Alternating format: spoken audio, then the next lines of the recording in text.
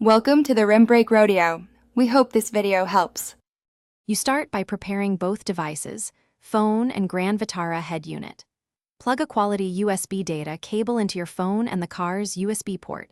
Don't use a charge-only lead. Once connected, unlock your phone and approve any prompts that request permissions. Make sure Android Auto is installed or enabled. If the phone asks to set Android Auto as default for apps, accept it.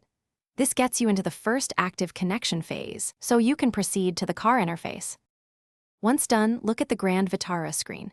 Choose Android Auto from the source list. You will see a pairing or connection dialog. Tap to continue.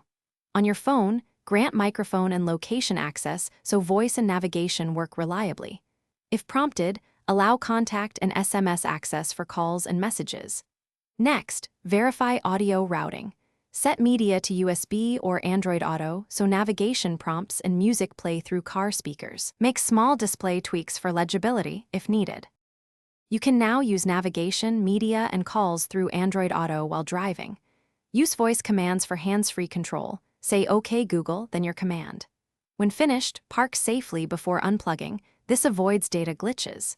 If Android Auto doesn't connect, try one key troubleshooting tip. Restart both the phone and the car infotainment system, then test with a different high-quality USB data cable. If problems persist, check for firmware updates on the Grand Vitara head unit. Thanks for watching. Consider subscribing if we helped you.